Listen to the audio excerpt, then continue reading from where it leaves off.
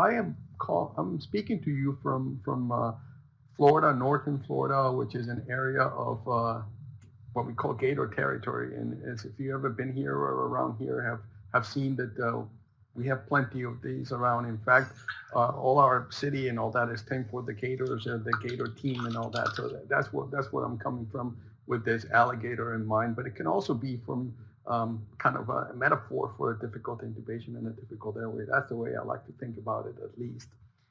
And not so dissimilar to any of you, what maybe I have kind of devoted this about almost over a little 10 years of my academic life in the pursuit and in search for safer airway management, which I'm pretty sure that if you're here, if you're participating in this kind of event, is because you have kind of, we're like-minded individuals and you kind of have the same interest. Maybe you have similar difficulties as I've had in the past. And what I want to do in the minutes that we have together is kind of take you and take you to my journey that I've gone through with this and how I've actually landed in the 21st century in the midst of this coronavirus crisis and how we got here. But the bottom line is that obviously what we all want is to actually be safer when we do take care of our patients, when we handle their airways, when we instrument their airways, whether that will be with intubation or not. So that's what we're here for. That's kind of what I want to discuss here with you today. I don't know. I think that from logistical point of view, then we'll do the questions at the end, and there will be plenty of room to answer them at the end, because I am not going to basically bore you to death in the next hour with facts or figures or anything like that. Hopefully we can keep you entertained. So with that, let's get started. I have to actually give you this slide. This is a mandatory, and I want to read it to you. Basically, the conclusions here today are mine. This is basically something that it was very important for the company and for myself to do, of course. And basically, this time is being compensated from Covidian Medtronic. And basically, I am responsible for all the graphics and all the slides, etc., that will be used here today. Basically, Medtronic programs are offered to provide with the FDA clear indications and use of our products. In the event a question is asked during the program that the presenter feels is not consistent with FDA clearance or product labeling, the presenter has been provided guidance not to answer the question publicly. And that's, I can guarantee you that. And basically, questions regarding Medtronic minimally invasive therapies group can be directed to the Office of Medical Affairs by using the form below. And there you have the link about it. So now that we've taken that out of the equation, that those mandatory type of disclosures, we can get started. I see that there are people still joining, which is actually very good. So I want you to go back in time and think about maybe when was the last time you handled an airway. Maybe it was this morning even, or maybe yesterday. And if you think about it, if you're like me, I definitely thought that the issue of direct laryngoscopy and intubation were actually much harder than people talked about. And I start this with this slide, and I know it's small and the font is small on purpose. This is a study that was published in The Lancet in 1944. And if you can read the title in the middle, it basically states that, let me point out to the, if I can put out here, okay, here, to the title, Direct Laryngoscopy and Tracheal Intubation, and this is from 1944. And basically, in a nutshell, what it said is, and this is extracts from the articles, and I'm going to highlight some certain things, it's a difficult and mysterious technique. And I think that despite this being written in 1944, we're in 2020, and I think we can consider that still difficult and mysterious technique. And more importantly, back then, and is actually considered still now, luck is one of the chief factors in achievement of a good view of a vocal cords. And I don't know about you, but this makes me very uncomfortable, because anything that deals with luck means that you can have good or bad luck. If you have good luck, well, excellent, then you perhaps will be spared from the ill effects or the side effects of doing something. But if you, on the other hand, have bad luck, and we know luck can go both ways, then you're in serious trouble. And that's what I was actually encountered when I was dealing with my training period. There were some patients where basically the intubation and the laryngoscopy was basically smooth and not a problem, but there were a group of patients that were much harder, and then a subgroup where basically you got into real problems, and some of them where you could not do it at all. And that would actually let me to think that we needed to find different methods and different ways to accomplish this. And so that's kind of the origins of my interest with airway management, of which, like I mentioned before, I've dedicated over a little bit of 10 years of my life through this. Now, also, if you think about it, how difficult direct laryngoscopy is, which was basically what was done throughout the 20th century, is that there are different ways of doing it and to position the patient. We started, for example, with the Kirsten hyperextended upright position. Then we went to supine position, but look at how much the head is being distended here by the provider, basically protruding from the table where it's actually used. Then, for example, the father of laryngoscopy, one of the fathers of laryngoscopy in ENT, which is Jeff Jackson, look at how much, and this was actually called the voice Jackson position. Look at how much hyperextension there is on the head and on the neck, for example. Then Evan McGill was the one that coined the term sniffing position, and we all know the sniffing of a pint of beer, et cetera, et cetera. And then for a good part of many decades, we've been talking about the alignment of the three axes. Now, like I said before, in many patients, this is accomplished well, and you can do it easily. But in a group of patients, you can never reach this for a variety of reasons. And that's one of the difficulties with direct laryngoscopy, that one of the things that we were trying to see if we could basically get away from. And this is not uncommon, that I was like many of these figures, and maybe you have had, some of you can relate and tell us your experiences with difficulty that you've encountered when you perform laryngoscopy. I remember at the end of the day, or maybe even at the case, I said, why can't I do it? Why was it so difficult? Why did I struggle? Why was I so nervous about dealing with an airway, for example, in an obese patient, or somebody that had a fixed neck, or had a cervical collar in place, et cetera, many other issues of difficulty as well. And so if we looked historically a little bit, when we went from a direct to an indirect approach, to me, that's a pivotal era in airway management. And when did this start? Well, clinically, you can say that the video-laryngoscopies are relatively new technique, or these devices are relatively new, and it is absolutely true. It's only from this century, actually speaking. But the concept began in the past century, actually in 1989, when Peter Boom first basically coupled a rigid laryngoscope to a MAC blade. Because what he wanted was, he was noticing something that we've all noticed when we've done direct laryngoscopy. There is a gap or an angle there where basically we wish that we had something more that would allow us to see around the corner. So this was actually done in 1989. Subsequent to that, then basically devices such as the Bullet, maybe some of you have were lucky enough to be use of this precursor of the modern video laryngoscope.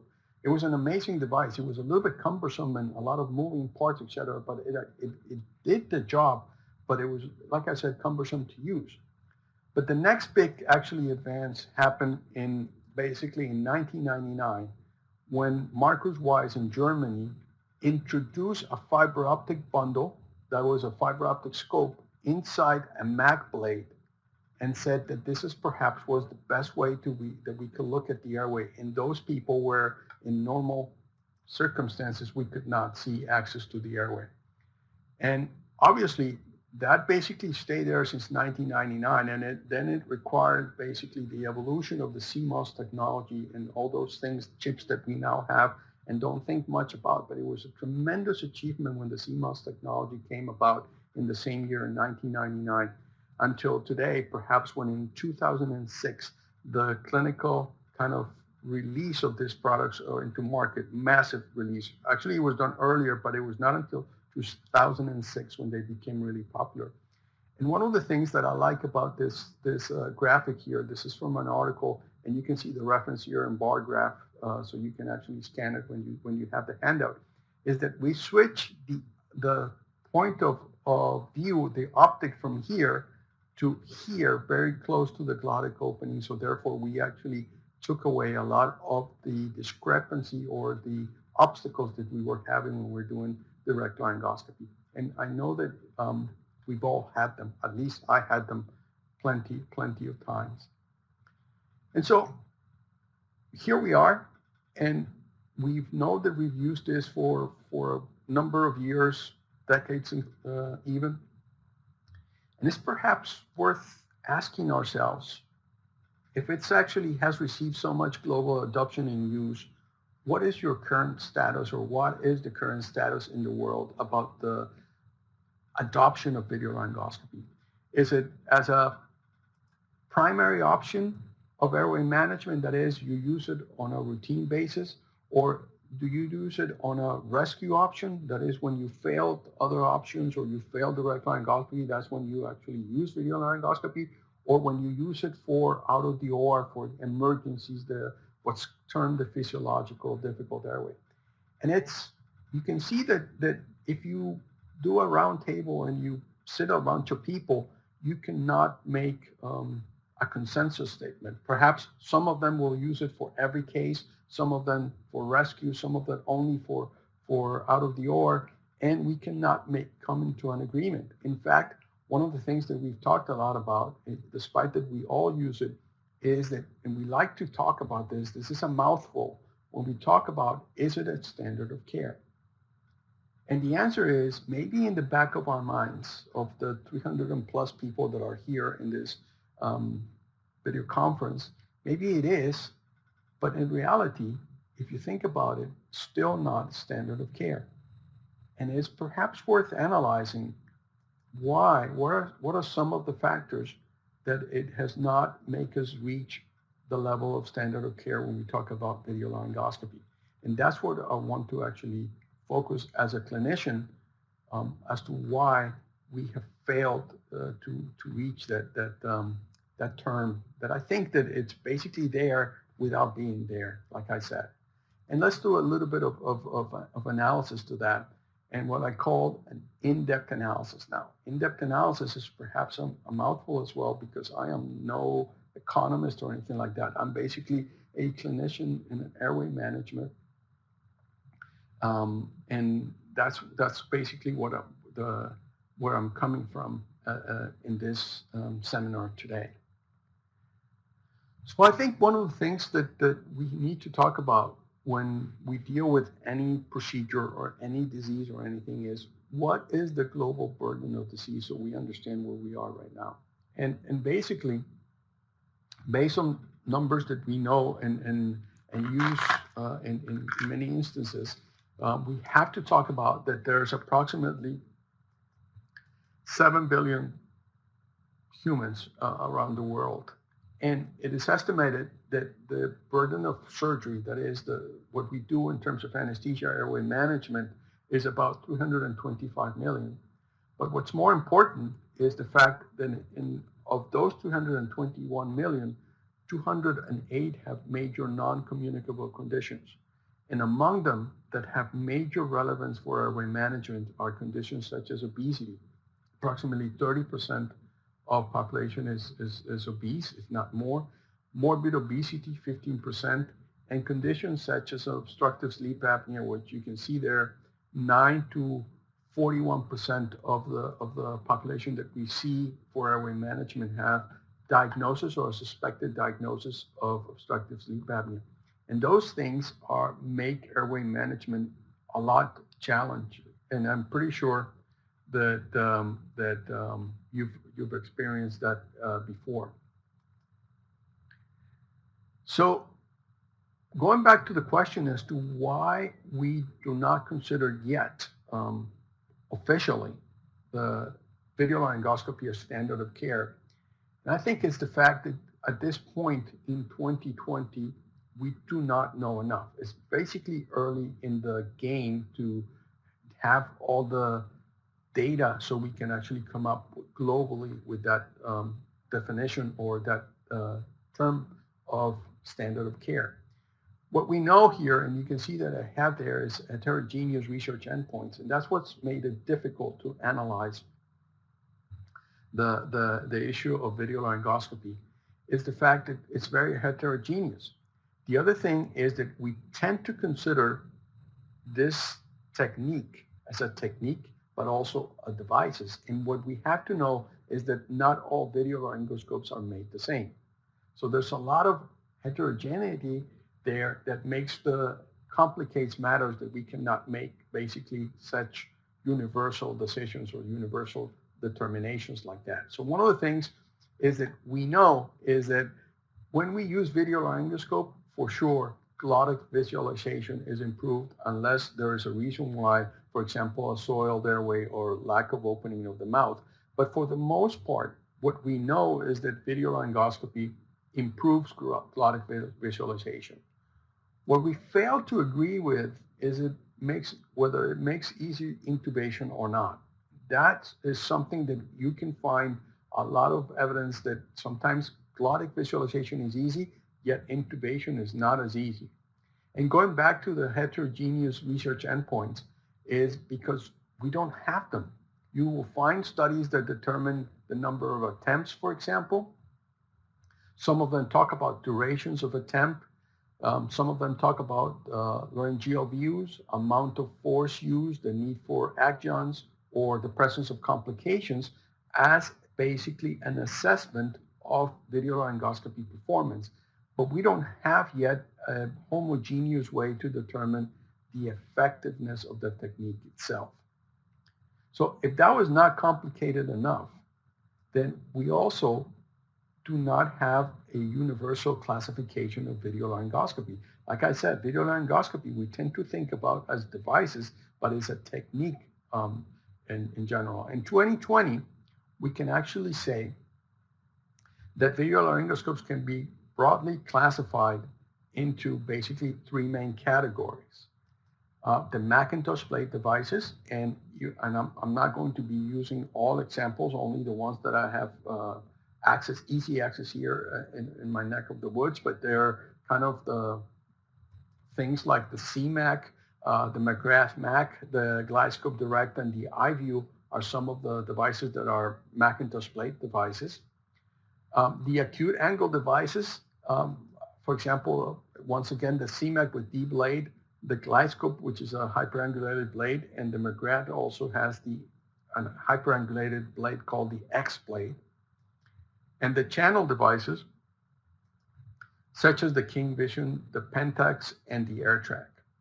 So when we tend to talk about video-laryngoscopy, we have to consider that not all of them are the same. Not the performance of one does not translate to others, and the same thing, the technique that you use with one cannot be the same technique that you use with others because they are different devices. So that's one thing that makes trying to come up with a single universal definition easy. Now, I can tell you that after the first time I had basically access to a video-laryngoscope was around 2005. And since then, I've been an early adopter of it. And after almost 15 years of use and all that, I can tell you that my preferred technique at the present time happens to be using traditional curve, that is the Macintosh curve, coupled with a video-laryngoscope. And I'm going to talk a little bit about that as to why I think that's the best. In my opinion, this has many advantages, and that's what we're going to be focusing a couple of minutes on. And the reason is in my experience dealing with trainees, and not only trainees from anesthesia, which are experts in airway and experts in the sense that they get to practice airway on a daily basis, but also I deal with people that anesthesia is not their primary specialty. I deal with critical care, with emergency room providers, etc., surgeons as well. Is what I've seen is the traditional curve has many advantages. For one thing, is the familiarity. A lot of people are much more familiar with traditional curve than with hypercurvature devices. Obviously, if you take an expert, you can give them any device and perhaps they will be successful. But if you take somebody that is not such an expert, I think traditional curvature has a lot of help for them. The other thing is decreasing trauma. How many of you have seen, perhaps have your own cases, where you have seen trauma associated with intubation using a hyperangulated blade, for example? I have, for sure. And the other thing is that I think that having a traditional curvature with video possibilities gives you a dual capability of indirect and direct view. And to me, this is extremely helpful. There are some instances, and for example, if you have a soiled airway, and we see a lot of that with upper GI bleeding or bleeding from thoracic point of view, and even from gastric aspiration, where basically the optical portion of the video gets overwhelmed. But if you can see with it directly, it's very helpful to save the day. If, on the other hand, you have a hyperangulated blade, you cannot see directly into the airway. So that's what I mean with dual capability. To me, this is a very important consideration to have, and this is something that we practice in our hospital when we do the rescue intubations outside of the operating room, that is on the emergency intubations. And nowadays with during COVID era, where we know we do a fair amount of those, this has become extremely important. So again, I think that having used all devices possible and having been an early adopter, my conclusion, and this is my personal observation, is that the traditional curvature, that is the Macintosh blade, hopefully with a dual capability, is the best option for all comers. Now, I have yet, personally, thankfully, and I knock on wood here, I've yet to have a traumatic intubation that needs ENT follow-up with a conventional blade. I have seen, and I've had patients with hyperangulated blades that end up actually needing either palatal repair or usually retropharyngeal repairs. And I've also seen a lot of tubes that come out like this. I don't know if you guys are able to see that from above, but basically you remove the tube at the end and the cup is bloody and all that. So you know, despite the fact that you try to do it atraumatically, you end up with a traumatic intubation. So I've seen all this right soft palate and pharyngeal injuries. I have seen a lot of, we've had a bunch, we haven't had it lately, thankfully, but we've had a fair amount of palate repairs. And obviously it's not uncommon that we see a bloody tube at the end of the cave. So using conventional curve devices, I think, is actually a way that we can try to minimize the chances. That doesn't mean that they don't happen. Of course they happen, but I'm talking about chances of happening, of course. Now, as Fernando was alluding to at the beginning when he was introducing me, I think one of the things that I like to do the most, and the thing that I spend a lot of time, is actually in training of people, of trainees that are learning airway management. And if you think about it, for educational purposes, then and training purposes, we are in a very challenging era. On the one hand, for example, when I trained, we had a very limited number of devices that we needed to become adept at. We had the curved blade, we had the straight blade, and we had the flexible endoscope. Those are the things that I learned in terms of airway management. In the middle of my training, then obviously the supraglottic devices came into the picture, and so that was another thing that we needed to get trained upon. But if you look at it now, there is a bunch of devices out there that basically our trainees have trouble with in terms of getting really familiar with those devices they're using. So if you think about it, what we know, or based on the limited knowledge that we have, it is estimated that it takes about 50 procedures before you become adept at direct laryngoscopy. So imagine if you have a emergency room resident, for example, that intubates perhaps once a week during a year, and I'm just using average numbers. That is that after a year, he or she will be able to become adept at using direct laryngoscopy. But it will take many years before he or her will become adept at using other devices that we use. So one of the things that I like about video laryngoscopy and using conventional curvature with video laryngoscopy is that you reduce the number of procedures that you require to become adept. The same thing happens with people that are more, and by this picture, what I mean is a lot of people that have more experience, that are perhaps a little bit older. Introducing new devices to people that have been doing it for a long time is not that easy. But if you give them something that they're familiar with, what they have been intubating for a while with their traditional curvature Macintosh, then they will basically become very keen to be using this technology of video laryngoscopy. And that's something that they like a lot because they see the advantages of using what they're familiar with in terms of curvature, but now they're seeing the possibility of having an indirect view in a video screen, and that basically they really like this. So I think that video has become a tremendous educational tool as well. The other thing is, until video came along, think about the way we were training airway. The only person that was seeing the view was the person performing the procedure. But the only way that I could tell whether it was easy or not was by looking at the sweat drops or the sizes of the pupils or something, but I was not able to see anything as an instructor. Well, nowadays, we can show the rest of the group or the room, wherever we are, what we're seeing as well, so they can see when you're seeing, and I think that's tremendously important. So I think video is a great, not only great for performance and effectiveness, but also on the fact that it's a great educational tool. So I'm a real advocate of that. That doesn't mean that I always use it as indirect, because I can cover the screen for the trainee and only see the screen as an instructor, but that's for another day. The thing that I want to emphasize is the fact that we have capabilities and dual capabilities that we never had before until we started using this technology.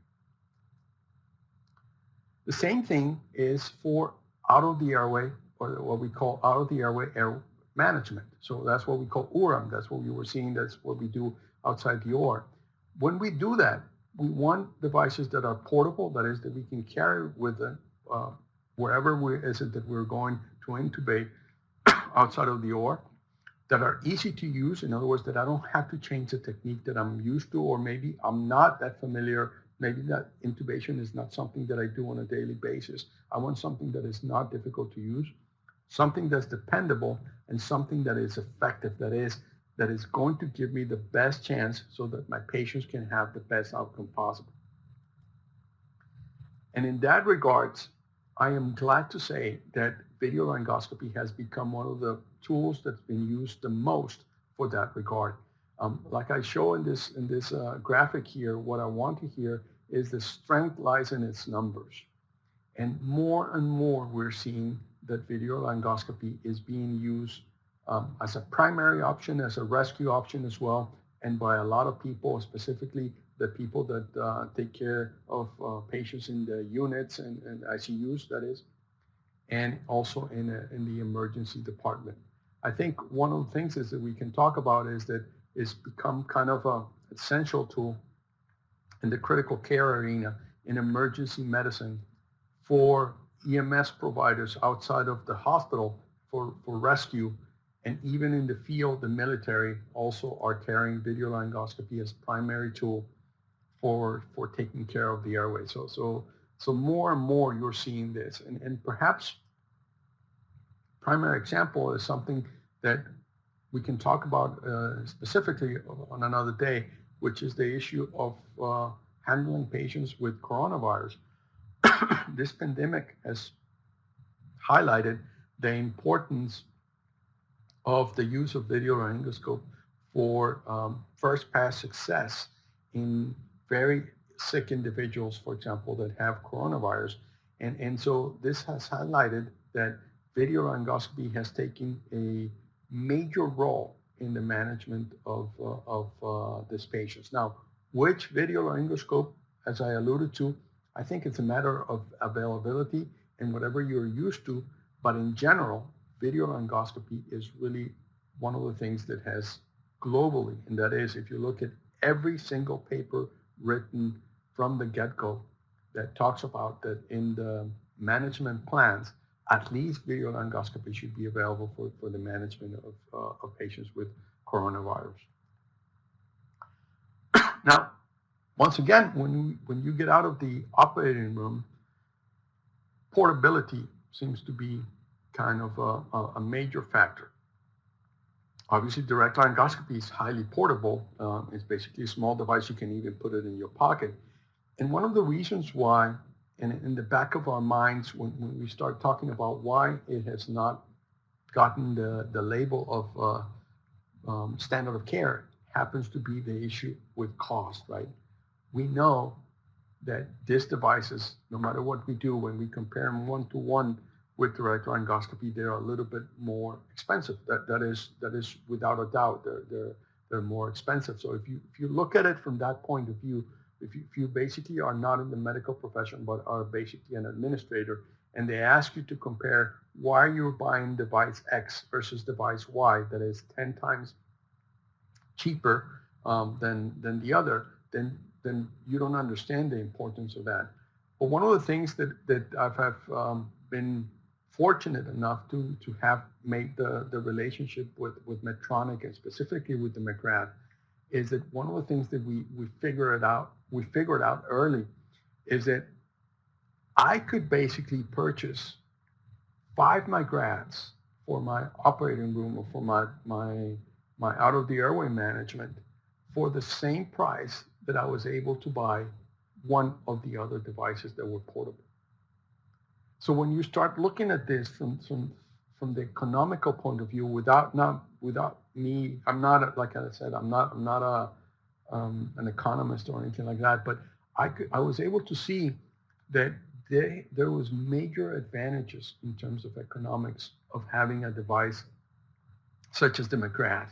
Now, some people will say and come to you and say, well, perhaps other portable VLs give you a better resolution in the image, or perhaps it's a little bit bigger, the image is a little bit bigger. I give you all that. But the fact of the matter is that if you had the possibility of putting in an airway device, such as a video laryngoscope, in every location that you actually do practice airway medicine, then perhaps the most economical, that makes sense economically, is the McGrath, and that's one of the reasons why I'm such a big fan of it. Now, obviously, I don't know exactly. I already told you, alluded to a little bit about my practice. I practice in a tertiary hospital, and it's an academic institution with residents, etc. But that's not what everybody else does. You may actually practice in a non-teaching hospital. You may actually practice in a system or a network set of hospitals. You may be in the urban or public rural area, or in the public versus private.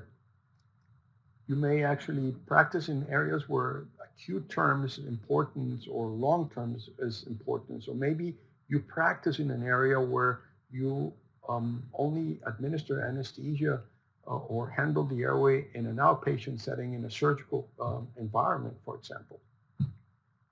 The bottom line is that economics of what we do is extremely important, because obviously we want to provide the best equipment, but also that is affordable. And I think this is where my analysis was actually spot on. So let me tell you what was our analysis, what we did a couple of years ago.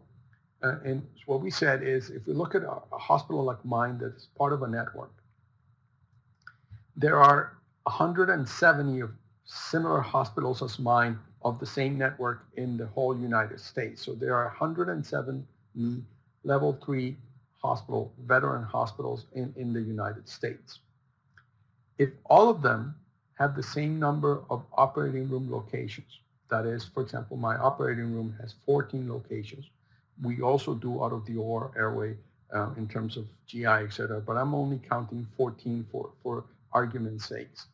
If all of them have the same number of ORs, and I go ahead and provide a video laryngoscope for each of these locations, then the whole system has to invest $2.38 million, which is a serious amount of money to invest for a system like the Veterans Administration system. But the thing to consider, and why it actually makes a lot of sense, is the fact that if you decide not to go with the McGrath and you go with any other video laryngoscope out there, and the other leading companies are there. I'm not going to name names because I'm not here to discuss the names. Is if you were to buy those devices for the same number of ORs, etc., you will have to invest $47.7 million money from today. So that's a lot more money to consider for perhaps the best or the same outcome. So I think the McGrath it makes sense a lot economically. At least for us, it made sense economically. And I'm so glad that we were able to actually come to an agreement about this, because we have not looked back ever since. Now, when we talk about economics, and I think this is something that I am glad because if there's any company that has taken the lead about talking about the financial advantages of using video laryngoscopy, and specifically theirs, has been the McGrath. Because until now, we haven't talked about much. We talked about cost of devices, but we failed to talk about value, which is something that is very important. So I see that the next decade or so, we will start to hear more about economical advantages. And I think Medtronic is already way ahead in the curve regarding that. If you look at the advantages of using video laryngoscope, it's not just the fact that it's more or less expensive than a direct laryngoscopy, but also think about how the use of video laryngoscope can basically make you save money, for example, with the number and repairs in bronchoscopy use, et cetera, et cetera. That might be a negative as well. A lot of people have actually said that the use of video laryngoscope has decreased the number of endoscopic or bronchoscopic intubations that we make, and I totally agree with that. But from a strict economical point of view, think about how much money we save by not having to use endoscopic intubations when we don't have to, because those devices are extremely delicate and usually are prone to need a lot of repairs, etc. We've saved a lot of money with the use of video laryngoscopy. So that's something to be looking in the future about how much money we're saving by using video laryngoscope on a routine basis. The other thing is, think how often we can save by using an effective first success device like a video laryngoscope. Think about how much money we're saving by having to use less rescue techniques or less rescue devices. Every time we open a bougie, for example, that's expensive. Every time we open a tube changer, that is extremely expensive as well. So by using video laryngoscope, perhaps we can reduce the cost of using other devices which add up into the cost of airway management globally.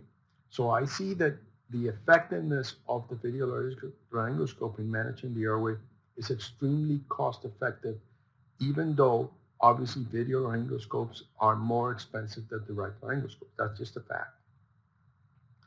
The other thing that we need to consider is what is the medical legal savings of using video laryngoscope? How much money we're saving by using devices that are first pass success?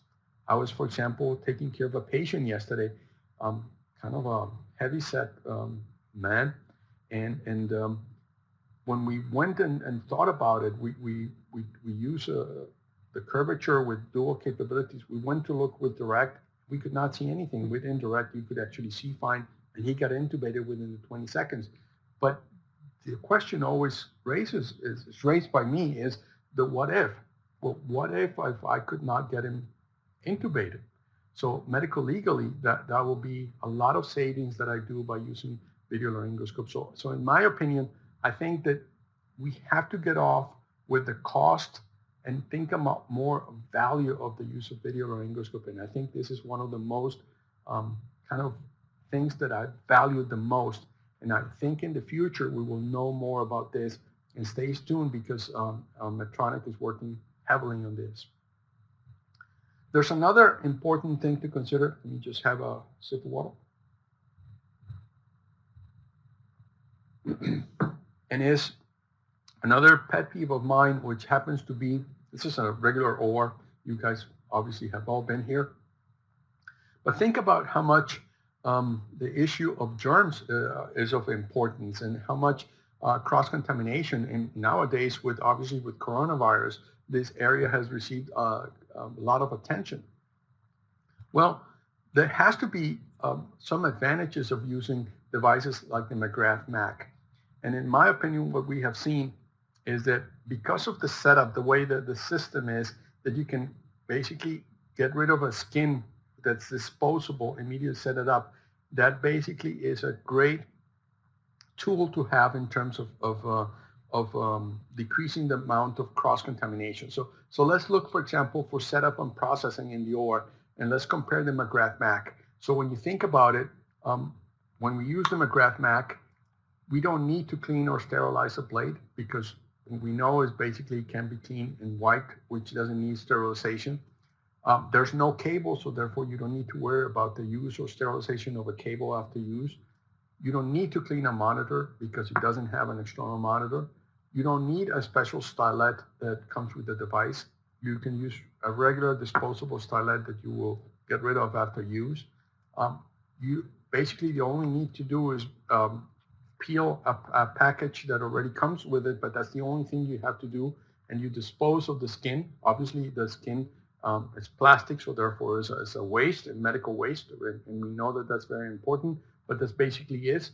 And you can use and be next, well, if you have more than one patient to deal with, if you have, for example, if you're in an emergency room and you have more than one patient that needs intubation, you can do it quickly and immediately, because all you need to do is to clean it up, wipe it, and ready to use for the next case. So basically, it's a very cost-effective in terms of setup and processing. Now, if you use another device, another portable device, or you use one of those cable and monitor with a mount, then the thing is a little bit more complicated. You do need to sterilize and clean the blade. Perhaps you need to take care of the cable. You do need to take care of an external monitor. You do need to take care, more than likely, of a special stylet. It does take time to unpack and be ready for the next case. Perhaps it will take you a long time to be ready for the next case. Now that we've had the issue with coronavirus, being ready for the next patient is extremely important. And because of the fact that you need to, for example, sterilize a cable and a monitor, it takes a whole lot of time. So this becomes a premium. So in terms of setup and processing, the McGrath Mac has tremendous advantages over other devices.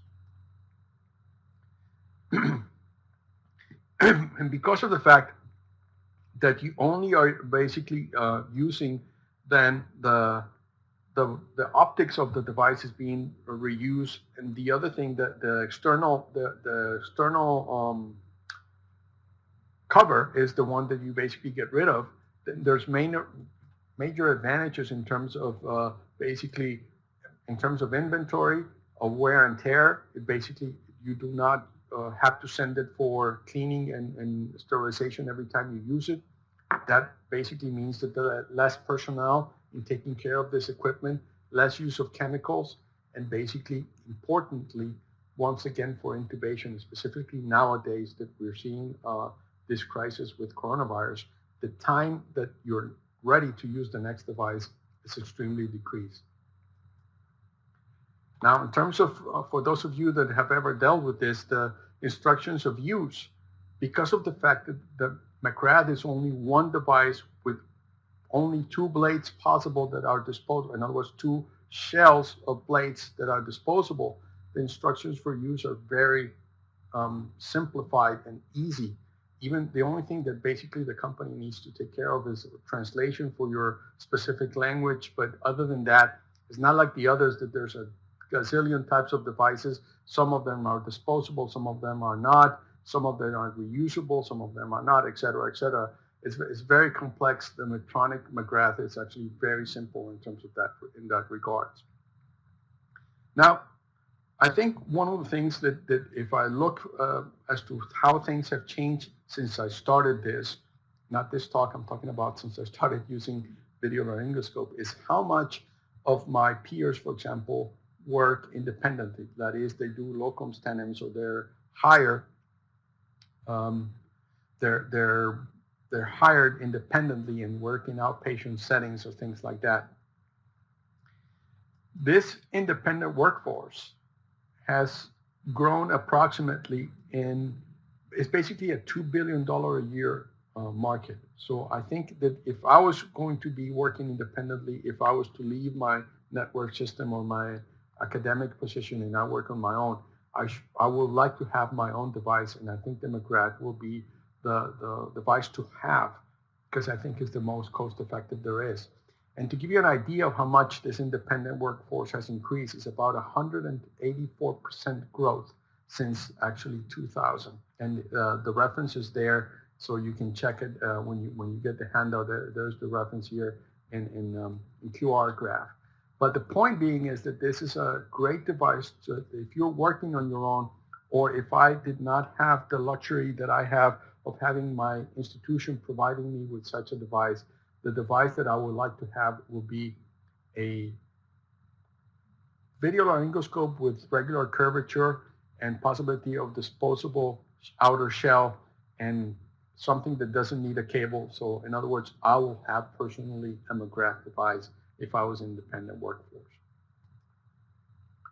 So what we wanted, and one of the things, and hopefully you were able to appreciate this, and I'm looking forward to hearing your comments and questions. Hopefully I can answer most of them, is the fact that we all think that we like to work at places that have everything, every disposable system, every possible bell, with every bells and whistles and everything like that. But in reality, we are most of us work at areas where there's limited resources, and we have to be mindful that medicine is very expensive, and medical care is very expensive, and our equipment is very expensive. And I am glad that there are companies such as Medtronic that deal with these educational activities, that also have a social conscience, and more importantly, that has worldwide presence, because what you do is I have people that you can find Medtronic in every corner of the world.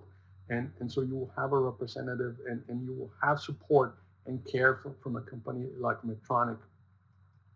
So I think that bottom line is for me, has been extremely rewarding to have found this company and devices that basically are like-minded in the sense that they think the same way I do.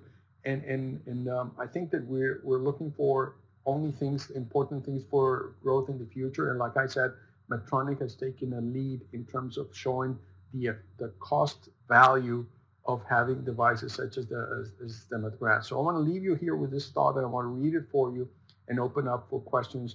Is no matter the deviation, so things come in full circle, you begin and end your journey in the same place, but with a different set of eyes. And what I mean by that is that I know that my eyes have changed. I went from direct view to indirect, but I was always looking at the same thing, and I'm just glad I'm doing it in a different fashion. So with that, I want to open up for, if Fernando is okay with that, I would like to open it for discussion and for questions. And thank you very much.